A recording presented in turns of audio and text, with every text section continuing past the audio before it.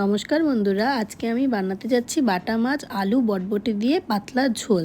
তার জন্য আমি নিয়ে নিয়েছি বটবটি আর আলুকে কেটে, আর তার সাথে আমি বাটা মাছগুলোকে নুন আর হলুদ দিয়ে মেখে রেখে দিয়েছি 10 মিনিট। এতে নুন হলুদটা বাটা মাছে খুব সুন্দরভাবে ঢুকে যাবে।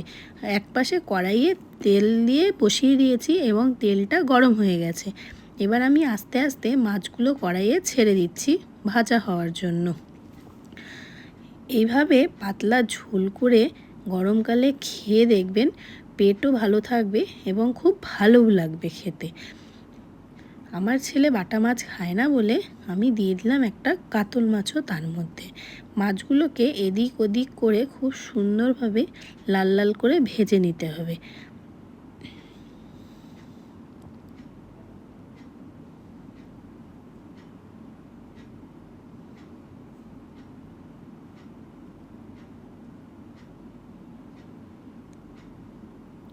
দেখুন বন্ধুরা, আমি মাছগুলোকে সুন্দরভাবে লাল লাল করে ভেজে নামিয়ে নিয়েছি।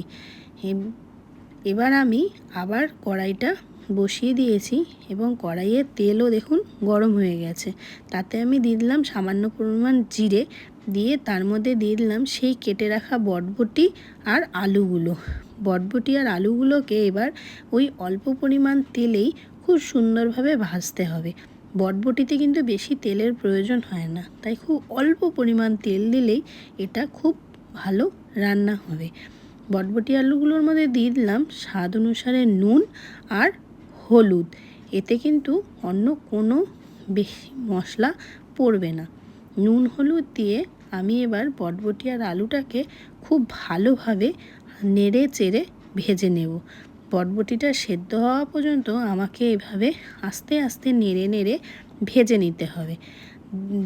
আমার এই ভিডিওটা ভালো লাগলে আমাকে অবশ্যই লাইক, শেয়ার অ্যান্ড সাবস্ক্রাইব করে দেবেন। ভিডিওটা গোটা দেখে নিজেরাও একবার ট্রাই করে দেখতে পারেন। বটবটিগুলো সিদ্ধ হওয়ার জন্য আমি সামান্য অল্প জল দিয়ে দিলাম।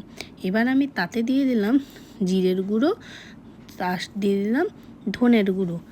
লঙ্কার গুঁড়োর প্রয়োজন হবে না, আমি এটাতে কাঁচা লঙ্কা দিয়ে বানাবো, তাই জিরের গুঁড়ো আর ধনে গুঁড়ো দিয়ে আমি আবার সুন্দরভাবে নাড়াচাড়া করতে শুরু করে দিলাম। এইভাবে জিরের গুঁড়ো আর লঙ্কার গুঁড়ো দিয়ে আমাকে আরও 10 মিনিট ভাজতে হবে। দেখুন বন্ধুরা, আমি এতে দিয়ে দিলাম কিছুটা পরিমাণ কাঁচা লঙ্কা চেরা। এবার আমি আবার খুব ভালোভাবে সেটাকে ভাজতে শুরু করে দিলাম। বটবটিগুলো অনেকটা নরম হয়ে গেছে। এবার আমি ভেজে ভেজে সামান্য দিয়ে দিলাম অল্প জল, যাতে মশলাটা পুড়ে না যায়। ওই জলেই দেখবেন বটবটি আর আলুগুলো সুন্দরভাবে সেদ্ধ হয়ে যাবে।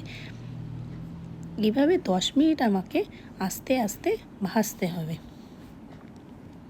এতে মশলার গন্ধটাও যেমন চলে যাবে, তেমন বটবটিটাও সেদ্ধ হয়ে যাবে।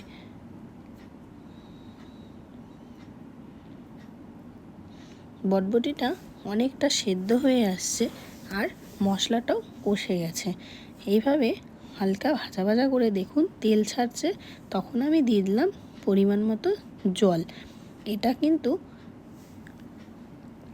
একটু পাতলাই হবে, তার জন্য আমি একটু বেশি করে জল দিয়ে দিলাম। গরমে খাওয়ার জন্য এরকম পাতলা ঝোলই সবথেকে ভালো হয়।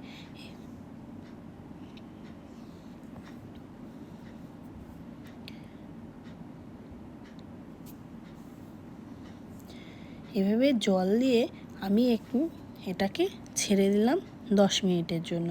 10 মিনিটের মধ্যে এটা খুব সুন্দর ফুটতে শুরু করলো এবং তাতে আমি মাছগুলো ছেড়ে দিলাম। মাছ দেওয়ার পর আরও 5 মিনিট ফুটিয়ে নিয়ে তার মধ্যে দিয়ে দিলাম ঘরে করা ভাজা মশলা। এটা কিন্তু গোটা জিরে, ধনে, শুকনো লঙ্কা সব গোটাই ভেজে পেস্ট করা। এটা আমি ঘরে রেখেছি। ভাজা মশলা দেওয়ার পর বেশিক্ষণ কিন্তু ফোটানো যাবে না, তাহলে তিতকুটে ভাব চলে আসবে। তাই আমি গ্যাস অফ করে বন্ধ করে দিই।